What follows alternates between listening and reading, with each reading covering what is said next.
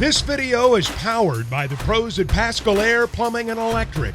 Arkansas owned, Arkansas operated. GoPascal.com. Tom Murphy's a man of the people. He's been around this state. He's been to a lot of state capitals, as we know. Where is the best fried chicken here on Fried Chicken? And we're talking bone-in fried chicken, Tom. Oh, man, my brother and I got to talking about this the other day. He lives in Baton Rouge, and he was going to a Church's. And I was like, what? And he's like, no, man, it's the biggest pieces. The biggest pieces of chicken are at Church's. So we got into a big discussion about sides and all that. I don't know. I like Popeyes. I like KFC, Church's. I really like them all, to be honest. I like that cute chicken back in the day, too. You know, if you need it quick, Harps, if you catch it fresh, it's pretty hard to beat. Oh, yeah. And as long as it ain't sitting out there on that warmer for 6 hours. You got to get Coach's Martha Harps rolls, too. You can't go to there without some Harps. Man, I'm getting hungry. Got some funny texts to get in. Tom, let's talk some football this morning. We were discussing KJ Jefferson a little bit, where he ranks quarterback-wise. And if you look at just stats, Brandon Allen in 2015 had the best single season. If you compare him and KJ, is there a chance, in your opinion, that KJ could surpass Brandon's senior year in what could be his final year at Arkansas? Well, there's certainly a chance. He's got several career records, like touchdown responsibility, career passing yardage. He's got all that within his reach if he stays healthy, and by all means, he could surpass Brandon Allen's 2015. 2015 was obviously a very tough schedule. The home loss to Toledo hurt, but he ended up having some unbelievable performances. Both of the Mississippi schools stand out because of the 7 touchdowns in the Mississippi State game, and I don't know, it was 5 or 6 he threw against Ole Miss in that, one of the biggest, most iconic plays in school history with the Henry Heave. But the schedule this year obviously also very tough.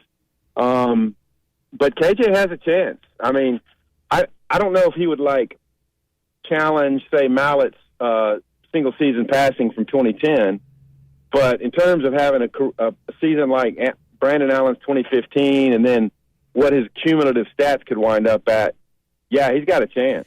Tom, you mentioned health. KJ was injured in 2019, 2021, and 2022, all points during the season, either missed games, par games, or whatever the point.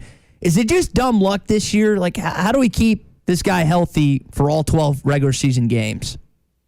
Well, when you run as much as KJ runs, there's that chance. And then, obviously the Alabama game was a concussion with the big boy, the 310-pounder Jaheim Otis knocked him down, and that was a lot of weight on him on that deal.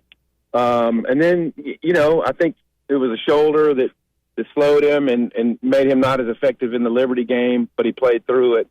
And I think that probably was a determining factor in let's not push this thing. So, I don't think that you could say injury prone on KJ, because when you think about it, he took a lick in the LSU game as a freshman on the shoulder.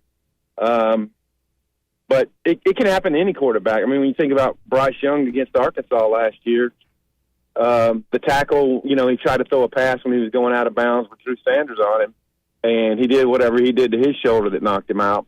So there's always a chance, but I think he's a big, healthy boy, to be honest, and I see decent odds for him to get through the season. Tom Murphy and all of our guests join us here on the McClarty Daniel Hotline. We lean on stats a lot. Well, he's got this many rushing yards, this many touchdowns, this many passing yards, but the intangibles, Matt Jones had all the intangibles. It seems like KJ, while some of the stats are there, his intangibles and what he can do with the ball in his hands running it on 3rd and 5, 3rd and 6, and get you 8, those are the things that I think put him in the conversation of one of the best quarterbacks of, say, the last 20 years or since 2000. Yeah, and why not? I hope fans have a big appreciation for all KJ's assets. When you think about his escapability, obviously the plays, the memes, so to speak, that you've seen in the last few weeks, the escape against BYU, that led to the pass to Trey Knox for a huge play in that game. And then in the bowl game, I mean, that was an unbelievable escape to get out of those and then take a shot on the sideline that added, another half a distance to the goal, penalty to the long run. And also, he started out, 2 seasons ago with a strong passing completion percentage. And that was a big part of the Kendall Briles offense, was to take what was there, even if it was, just a quick 3-yard slant that might break into something bigger. But KJ's always had a pretty keen understanding for what the offense needed to have done versus various defenses. And so that's why his completion percentage has been high. He's also been a pretty, discretionary passer. The number of times he's just made ill-advised or throws into coverage or whatever are low. You think about his interceptions in his career. The one at halftime against Ole Miss 2 years ago, that was a heave into the end zone. So, does that really even count? Yeah, well, it's an interception, but it wasn't like an ill-advised deal. It was a Hail Mary shot. So his touchdown-to-interception ratio is also pretty pristine, and I hope for his sake that he has a full grasp of the Dan Enos offense and the checks, and he's on the same page with a new batch of receivers, and he can stay statistically high and have a shot at breaking the school's all-time completion percentage record as well. But with those numbers you're referencing, touchdown to interceptions, his completion percentage, even yards to a degree, no one still says KJ's one of the best passers at the quarterback position that we've had in the last 15 or 20. No one's, comparing him to Ryan Mallett as a passer, or Tyler Wilson, or even Brandon Allen as a passer. Why is that, and what needs to happen next for him to be elevated into that conversation?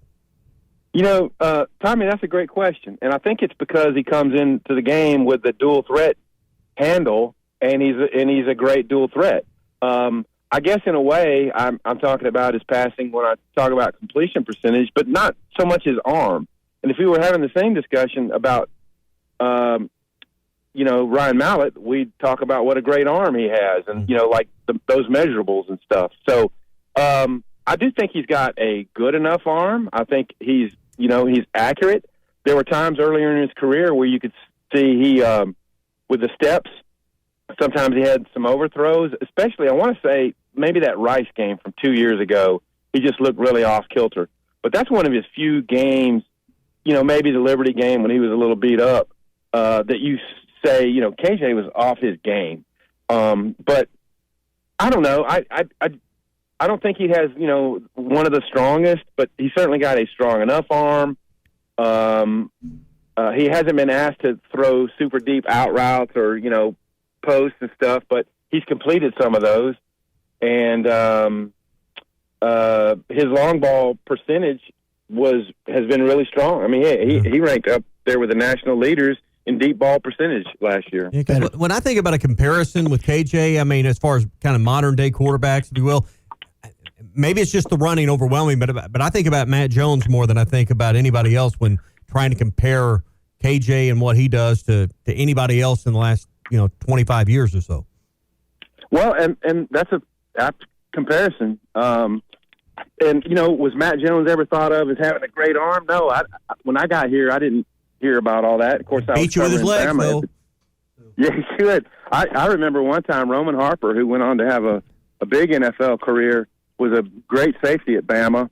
He had an angle on Matt in 2004 game here, and Matt just beat him to the edge and outran him. And that's, I guess, one of the bad down plays in Roman Harper's career. I talked to Roman about that at SEC Media Days, Tom, and he just was shaking his head. It's like, yeah, that guy was fast. I couldn't catch him. That was fun.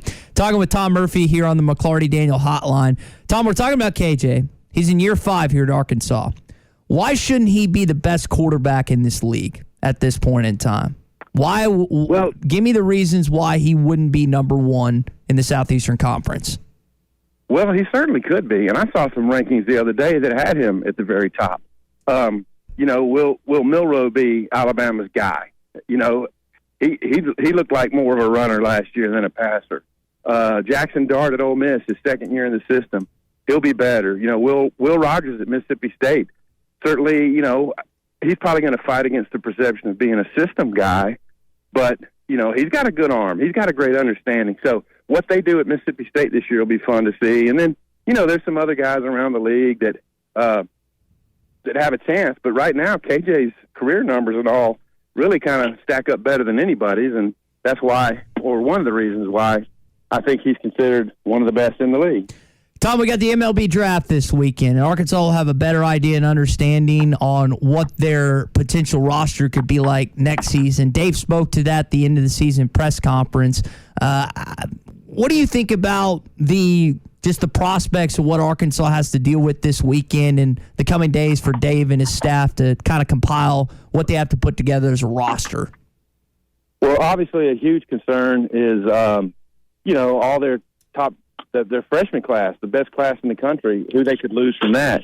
When you think about Smith and Tigert coming back along the pitchers and possibly Will McIntyre and Zach Morris and others, it looks like pitching could be okay. And, I think Stovall coming back healthy will be a big deal. There'll be a lot of position players that they bring back too. So I think the ones to worry about might be, in addition to the class, is how high Morris, McIntyre, and a few other guys get drafted and whether they make the decision to go ahead and come out. It stands to reason they'll probably lose Jace Borfin and some others, but there's no reason to doubt that Arkansas won't have a high caliber team next year. Tom, I'd say, and how decimated do they get with their high school recruits? In the draft, that's on the 9th. So that's the other thing to watch. You got the number one class. Will you have the number one class when it's all said and done? Absolutely, that's the deal to watch. And Arkansas's recruiting is at a very high level, and you don't want to back off trying to get those kids because you never know. What their asking price might be, what the value they see out of NIL money and getting an education and learning under Dave Van Horn. Those things have probably greater value in total than maybe they did a couple of 3 years ago, and there might be more incentive for freshmen to go to college for a couple of years and get some training there, because playing in the SEC is, you can equate that to AA ball, I think, or maybe even AAA ball. Tom, we'll leave it there. We'll see how it shakes out on Sunday, and we'll talk a little more football and see what the recruiting class looks like come Monday morning. Sounds good, guys. I enjoyed it. Thanks. BetOnline is your number one source for all your betting needs. Get the latest odds, lines, and matchup reports for baseball, boxing, golf, and more. BetOnline continues to be the fastest and easiest way to place your wagers, including live betting and your favorite casino and card games available to play right from your phone. Head to the website or use your mobile device to sign up today and get in on the action. Remember to use our promo code BELIEVE, that's BLEAV, for your 50% welcome bonus on your first deposit. Bet online, where the game starts.